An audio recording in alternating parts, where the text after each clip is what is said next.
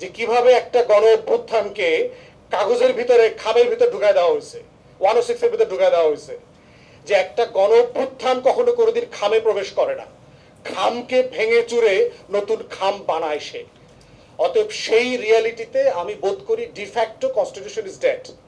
এর মানে কি হাইকোর্টে তারা প্র্যাকটিস করতেছে, উকিলরা তারা কি করতেছে প্রতিদিন কনস্টিটিউশনের এই ধারা ওই ধারা, আমরাও বলি কথা প্রসঙ্গে, আমরা এজ এ প্রেসিডেন্স আকারে এটাকে রেফার করি, কারণ এটা অফিসিয়াল, এটা দাফন কাফন হয় নাই, এটা এখনো কবরস্থ করা হয় নাই, এটা এখনো মাটির উপরে আছে, এই জন্য এটাকে আমরা এখনো রেফার করি। এই জন্য মরহুম বলতেছি না, মরহুম সংবিধান বলি না, এটা জীবিত বলা হইতেছে ওই সেন্সে আর কি। তো তো সেই জায়গাতে হচ্ছে আমাদের রিয়েলিটি হচ্ছে, আমাদের গবেষণায় আমরা দেখেছি যে 43 থেকে 50-এর মতো আর্টিকেল এই সংবিধানের ইতিমধ্যে অমান্য করা হয়ে গেছে।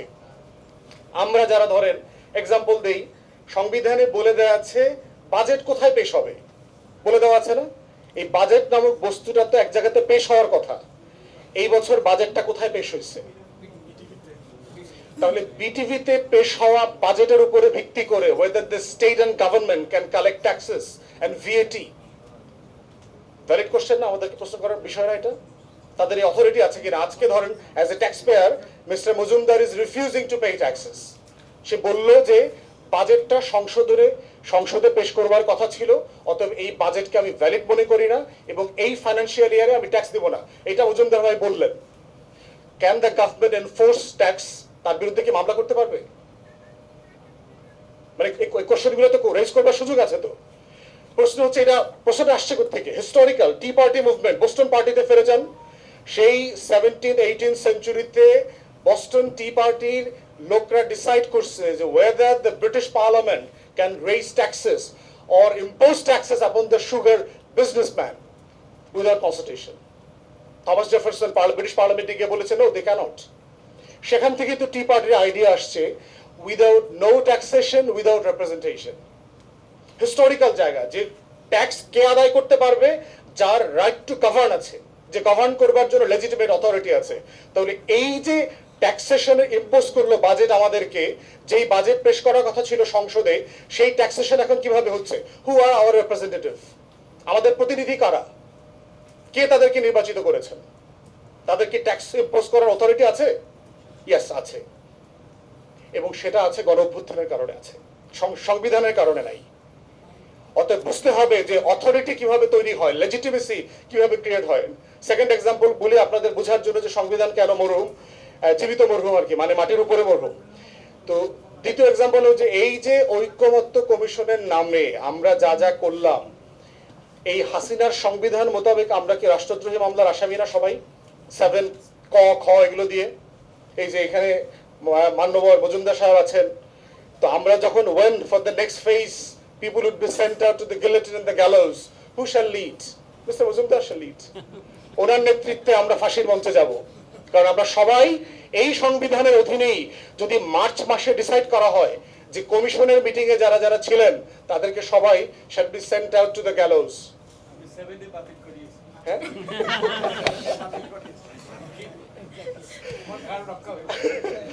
আমার না, ওনার নিজের জন্য কমিশনের মিটিং এ যেন। তাহলে চিন্তা করে দেখেন, এই যে আমরা এতদিন ধরে রাষ্ট্রদ্রোহী মামলার আসামিরা মিলে এটা করলাম, কিসের ভিত্তিতে করলাম?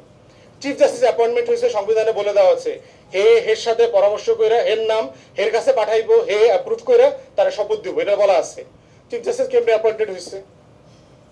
এভাবেই চলতেছে। তাহলে প্রশ্ন হচ্ছে যে আমরা সংবিধানটা kind of a precedence, convention, tradition, practice আকারে অ্যাপ্লাই করছি।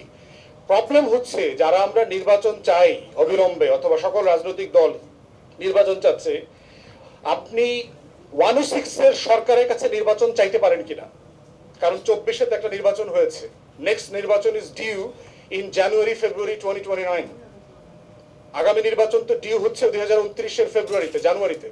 কিসের ভিত্তিতে আপনি নির্বাচন চাচ্ছেন?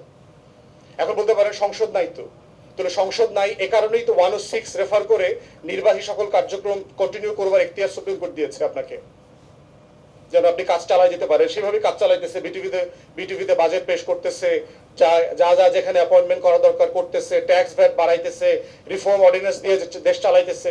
তাহলে তো 29 জানুয়ারি পর্যন্ত চালাইতেই পারে। তাহলে 106 এর অধীনে আসলে আমরা নির্বাচন চাইতে পারি কিনা? না, পারি না। তাহলে যারা নির্বাচন চাইতেছেন বাই ডিফল্ট তাকে জুলাই সনদের অধীনে নির্বাচন চাইতে হবে, গণঅভ্যুত্থানের অধীনে নির্বাচন চাইতে হবে, আদারওয়াইজ ফেব্রুয়ারিতে নির্বাচন চাওয়ার কোনো এখতিয়ার নাই।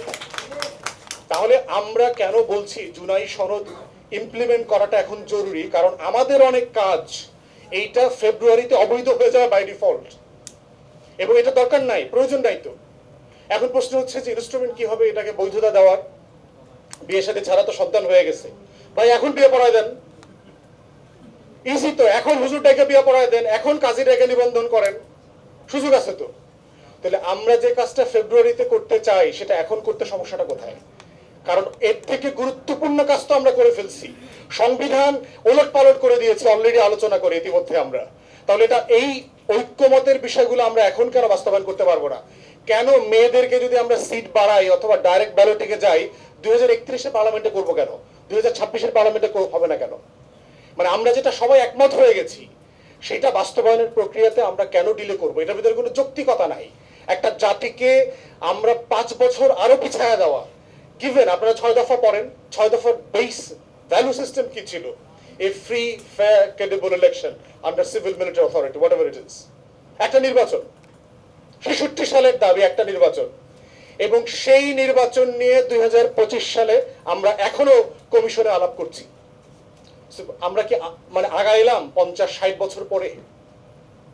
আমি মাঝে মধ্যে যে নোয়াখালীর একটা কথা বলি আপনার, যে নোয়াখালীতে একটা কথা আছে যে হাতে হাডে বেশি আগ্রহে কম। মানে আপনারা মুন ওয়াকিং দেখছেন না মাইকেল জ্যাকসনের? দেখছেন না ওই যে লাইট ধরে, যে মনে হইতেছে না মাইকেল জ্যাকসন যে গতিতে হাঁটতাছে কিছুক্ষণ পর কনসার্টের সীমানা পার হয়ে আসে তো খালে পড়বে, কিন্তু আসলে দেখতেছে লড়ে টরে না, হাঁটে কিন্তু লড়ে না, একই জায়গায় আছে। সো আমরা 66 সাল থেকে 2025 আলোচনায় we are exactly at the square one. এখনো বলছি ভাই আরো 5 বছর পরে করব। What's the point of it? Is it part of the nation building? Is it part of the state building? আমরা কালেকটিভলি যে রাষ্ট্রটাকে এগিয়ে নিতে চাই, কেন আমরা সেই রাষ্ট্রটাকে 5 বছরের জন্য হাইবারনেশনে পাঠাই দিব, পিছায় দিব? প্রয়োজন নাই তো। যে জিনিস আমরা সবাই একমত হয়ে গেছি সেটা এখনই ইমপ্লিমেন্টেশন করা দরকার, যেন দূরবর্তী সময়ের সময় নষ্টটা করা না যায়। ইনস্ট্রুমেন্ট, অনেক ইনস্ট্রুমেন্ট আছে, ইনস্ট্রুমেন্টের সবচেয়ে বড় ইনস্ট্রুমেন্ট হচ্ছে উইল অফ দ্য পিপল। আমরা একমত হওয়া মানে ইনস্ট্রুমেন্ট অ্যাগ্রিড। কাগজে কোন ইনস্ট্রুমেন্ট নাম দিব, এটা কি অর্ডিন্যান্স নামে ডাকবো? ওকে আমি কি বলে ডাকবো? ওকে কি বাবু বলে ডাকবো, খোকা বলে ডাকবো, দাদা বলে ডাকবো, ছেলে বলে ডাকবো, পুয়াপুরি বলে ডাকবো, কি বলে ডাকবো? ইট ডাজন্ট ম্যাটার, ওটা আমরা ঠিক করবো। Will of the people. আমরা যে শব্দে তাকে ডাকবো সেই আমার প্রেমিক, ওই আমার রাজকন্যা। যে নামে তাকে ডাকেন সে আমার সাগর কন্যা, তাকে নিয়ে ময়নাদ্বীপ বানাবো। আমার পারপাস হচ্ছে আমাকে ময়নাদ্বীপ বানাইতে হবে। আমি নদীর পাড়ে বসে শুধু ময়নাদ্বীপের স্বপ্ন আর দেখবো না। 5 বছরের জন্য আমার স্বপ্নটাকে হোল্ড করে রাখার সুযোগ নাই। এখনই সাগর কন্যাকে নিয়ে ময়নাদ্বীপে যাইতে হবে, ওখানেই আমার দ্বীপ বানাবো, ওখানেই আমার রাজপ্রাসাদটা বানাবো। অতএব সেই জায়গাতে আমরা বোধ করছি সনদের আকাঙ্ক্ষা বাস্তবায়ন সবকিছু এখনই করা সম্ভব। আমরা একমত হলেই চলবে, যেগুলোতে আমরা একমত হয়ে গেছি সবাই। এবং এই সনদের অধীনেই নির্বাচনটা আমাদেরকে বৈধতা দেওয়ার প্রশ্ন আসতে হবে, শুধু নির্বাচন না, শপথ ইনক্লুডিং। 72-এর সংবিধান এবং 74 সংবিধানের অধীনের যে শপথের তর্ক আমরা গত বছর দেখেছি, ওই শপথে আমরা যেতে চাই না।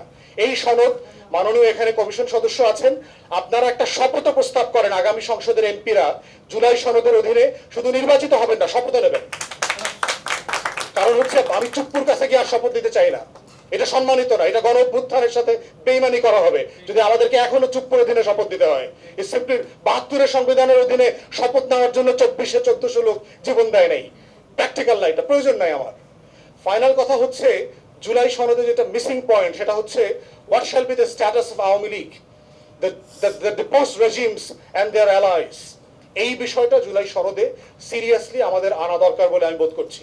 আওয়ামী লীগ প্রশ্ন, জাতীয় পার্টি প্রশ্ন, 14 দলের প্রশ্ন, বাংলাদেশের ডিল না করে জুলাই সনদ করা মানে হচ্ছে দিল্লির আধিপত্যবাদ ফিরে আসা, দিল্লির পলিটিক্যাল হেজিমনি, কলকাতার কালচারাল হেজিমনি ফিরায় নিয়ে আসার জন্য একটা লুপোলের জায়গা রাখা। অতএব আমাদের কালেকটিভলি 24-এর পরাজিত শক্তির স্ট্যাটাস কি হবে, তারা রাজনীতি করতে পারবে কিনা, নির্বাচন করতে পারবে কিনা, এই ব্যাপারে ঐক্যমত্যের ভিত্তিতে একটা সিদ্ধান্ত, একটা লাইন হলেও এখানে লেখা থাকতে হবে। তা না হলে যেটা হবে, এই আন্ডু করবার প্রসেস, এজেন্ডা সেটিং করে ডিসকোর্স তৈরি করা, যেই রাষ্ট্রে $250 বিলিয়ন লুটপাটের জন্য টকশো হয় না, কিন্তু হাঁসের গোশত কে কোথায় খাইছে সেইটা নিয়ে সপ্তাহ পর সপ্তাহ এই দেশে এজেন্ডা সেটিং করা হয়, ডিসকোর্স তৈরি করা হচ্ছে, বয়ান তৈরি করা হচ্ছে, 5 লাখ টাকার চোরকে দেশের সবচেয়ে বড় অলিগার্ক বানানো হচ্ছে, আর 40টা ব্যাংক খালি করে দিয়ে গেছে, ওদের নিয়ে টকশোতে আলোচনা নাই, টেলিভিশনে আলোচনা নাই।